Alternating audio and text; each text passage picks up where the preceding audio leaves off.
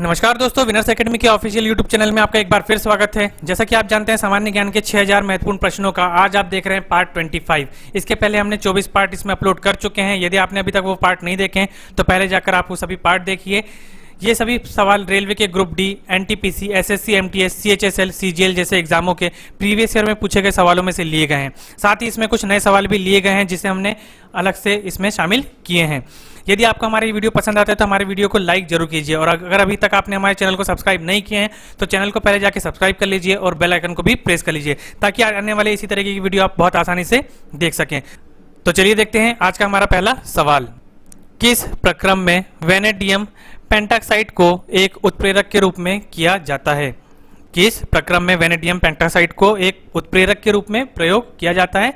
इसका जो सही जवाब है वो है संस्पर्श प्रक्रम के रूप में। संस्पर्श प्रक्रम के रूप में वेनेडियम पेंटाक्साइड को एक उत्प्रेरक के रूप में प्रयोग किया जाता है।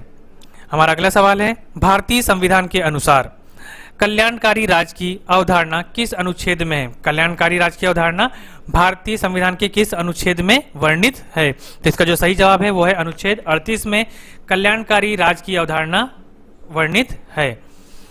हमारा अगला सवाल है, सुरामीन नामक दवा का उपयोग किस रोग की रोकथाम के लिए किया जाता है? सुरामीन नामक दवा का उपयोग किस रोग की रोकथाम के लिए किया जाता है?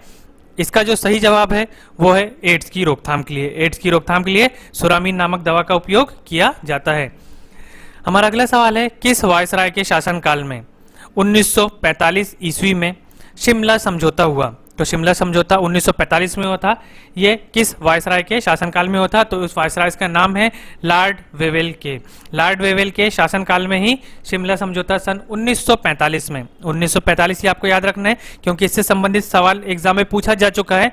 शिमला समझौता कब हुआ था? तो 1945 लॉर्ड वेवेल के शासनकाल में हुआ था। हमारा अगला सवाल है, च्यवनप्राश किस ग्रंथ के वर्णन के आधार पर बनाया गया है? जो च्यवनप्राश औषधि है वो किस ग्रंथ के वर्णन के आधार पर बनाई गई है? यदि आप इसका सही जवाब जानते हैं तो कमेंट बॉक्स में कमेंट करके जरूर बताइए। एग्जाम में ये पूछा हुआ सवाल है।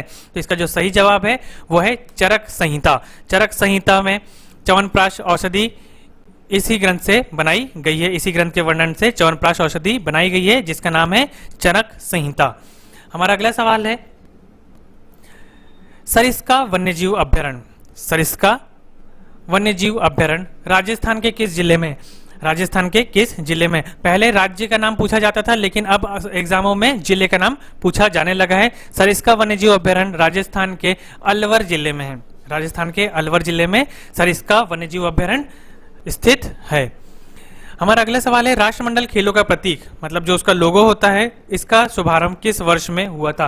राष्ट्रमंडल खेल जिसे हम कॉमनवेल्थ गेम भी कहते हैं, राष्ट्रमंडल खेलों का प्रतीक, इसका जो लोगो होता है उसका शुभारंभ किस वर्ष हुआ था? तो इसका जो शुभारंभ हुआ था वो हुआ था सन 1966 ईस्वी में। सन 1966 ईस्वी में राष्ट्रमंडल खेलों का लोगो का शुभारंभ हुआ था।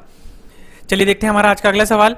जब कुल राजस्व के समान ही कुल लागत होती है, मतलब जो राजस्व होता है उसी के समान लागत होती है, तब उस स्थिति को क्या कहा जाता है? मतलब जितना राजस्व उतनी ही लागत, ऐसी स्थिति जब होती है तो उसे क्या कहता है? तो उसे हम कहते हैं संतुलन स्तर बिंदु। ये वाणिज्यिक से लिया हुआ एक सवाल है। जब कुल राजस्व के समान ही कुल लागत होती है उस स्थिति को हम संतुलन स्तर बिंदु कहा जाता है।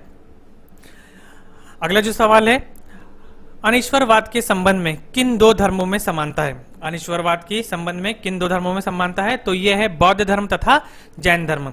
बौद्ध धर्म एवं जैन धर्म ये दोनों ही समकालीन धर्म है और इन दोनों धर्मों में ही अनीश्वरवाद का संबंध मिलता है। हमारा अगला जो सवाल है वो है, रविंद्रनाथ टैगोर का कौन सा शिष्य ऑस्कर पुरस्कार प्राप्तकर्ता बना है? तो रविंद्रनाथ टैगोर के जो शिष्य हैं उन्हें में से कौन से शिष्य जो हैं वो ऑस्कर पुरस्कार प्राप्तकर्ता बने हैं? तो वो बने हैं सत्यजीत रॉय। सत्यजीत रॉय जो है इन्होंने ऑस्कर पुरस्कार प्राप्त किया है और ये रविंद्रनाथ टैगोर के शिष्य हैं। हमारा अगला सवाल है, किस अपारदर्शी वस्तु का रंग उस रंग के कारण होता है जिससे वह, हमें बताना है किस अपारदर्शी वस्तु का रंग उस रंग के कारण होता है जिसे वह परावर्तित करता है? तो वो परावर्तित करने के कारण ही अपारदर्शी वस्तु का रंग उसी रंग के कारण हो जाता है। ये कारण किसके कारण होता है? परावर्तन के कारण होता है। परावर्तन के कारण ही अपारदर्शी वस्तु का रंग उसी रंग के कारण हो जाता है। हमारा अगला सवाल है, जब कोई राज्य राष्ट्रपति शासन के अंतर्गत होता है तब उस राज्य का बजट कौन पारित करता है? ये सबसे महत्वपूर्ण सवाल है जो बजट से संबंधित है।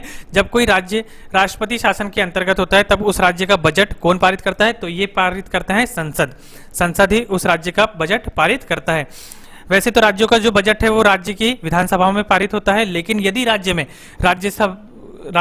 राष्ट्रपति शासन लागू हो जाता है तो उस राज्य का जो बजट है वो संसद से ही पारित होता है, क्योंकि वहां पे राष्ट्रपति शासन लगाया जाता है। अगला सवाल है, क्षार धातुओं को आवर्त सारणी के किस समूह में रखा गया है? आवर्त सारणी में क्षार धातुओं को किस समूह में रखा गया है? तो ये रखा गया है पहला ए के समूह में। चलिए देखते हैं हमारा अगला सवाल। देवपतन तथा कश्मीर के श्रीनगर की स्थापना का श्रेय किसे दिया जाता है? देवपतन तथा कश्मीर के श्रीनगर की स्थापना का श्रेय अशोक को दिया जाता है। अशोक ने ही इस जगह की स्थापना की थी। चलिए देखते हैं हमारा अगला सवाल। राष्ट्रीय फिल्म पुरस्कार किस मंत्रालय द्वारा दिया जाता है? तो जो राष्ट्रीय फिल्म पुरस्कार होता है ये दिया जाता है सूचना एवं प्रसारण मंत्रालय द्वारा। सूचना एवं प्रसारण मंत्रालय द्वारा राष्ट्रीय फिल्म पुरस्कार दिया जाता है। देखते हैं हमारा अगला सवाल। वेनेजुएला स्थित उष्णकटिबंधीय घास का मैदान क्या कहलाता है? वेनेजुएला स्थित उष्णकटिबंधीय घास का मैदान क्या कहलाता है? तो ये कहलाता है लानोज। लानोज को ही हम उष्णकटिबंधीय घास का मैदान कहते हैं। हमारा अगला सवाल है, किसकी उपस्थिति के कारण गिरगिट रंग बदलता है? आपने देखे हैं गिरगिट जिस जगह पे जाता है उसके स्वरूप रंग बदल लेता है। तो किसकी उपस्थिति के कारण बदलता है? तो ये बनता है वर्ण की लवक के कारण। वर्ण की लवक के कारण ही गिरगिट अपना रंग बदल पाता है। हमारा अगला सवाल है, विश्व के किस देश की सार्वजनिक वितरण प्रणाली सबसे बड़ी है? विश्व के कौन सा देश ऐसा है जिसकी सार्वजनिक वितरण प्रणाली सबसे बड़ी है? वो है भारत। भारत की जो सार्वजनिक वितरण प्रणाली है वो पूरे विश्व में सबसे बड़ी है। हमारा जो अगला सवाल है, अशोक के अधिकांश अभिलेख किस लिपि में लिखे गए हैं? तो अशोक के जो अधिकांश अभिलेख है वो ब्राह्मी लिपि में लिखे गए हैं। ब्राह्मी लिपि का ही प्रयोग करके अशोक के अधिकांश अभिलेखों में लिखा गया है। चलिए देखते हैं अगला सवाल। फिल्म फेयर पुरस्कार किस वर्ष प्रारंभ किया गया था? यह बहुत ही महत्वपूर्ण सवाल है। फिल्म फेयर से संबंधित एक सवाल एग्जाम में पूछा जाता है। फिल्म फेयर अवार्ड किसे मिला है, इससे संबंधित होता है, या फिर यदि आपको जनरल नॉलेज के सवाल में देखा जाए तो फिल्म फेयर पुरस्कार किस वर्ष प्रारंभ हुआ।